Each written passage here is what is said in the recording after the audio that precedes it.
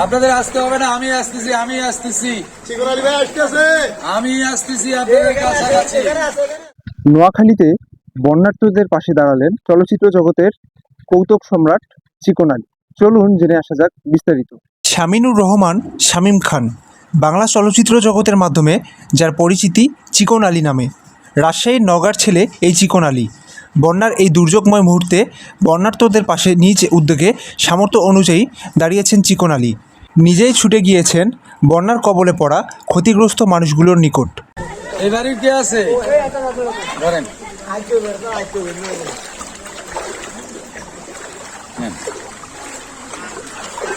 গেল শুক্রবার নোয়াখালী জেলার সোনাইমুড়ি উপজেলার কাশিমপুরে বন্যার্তদের পাশে দাঁড়ানোর জন্য গিয়েছিলেন চিকন আলী।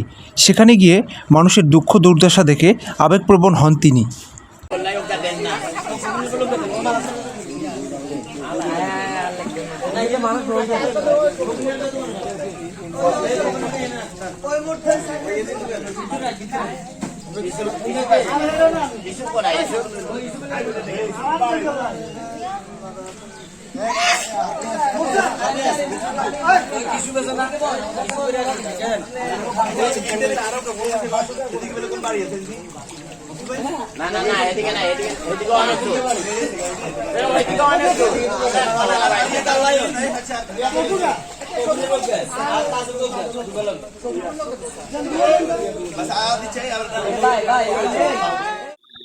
দর্শক, সারা দেশে সকলেই এই দুর্যোগময় মুহূর্তে বন্যার্তদের পাশে দাঁড়ানোর চেষ্টা করেছেন।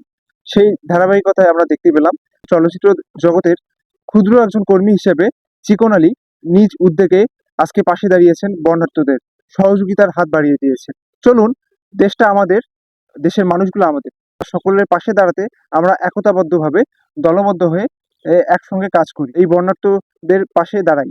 রিফাইদ ইশতিয়াক হৃদয়, সরজমিন।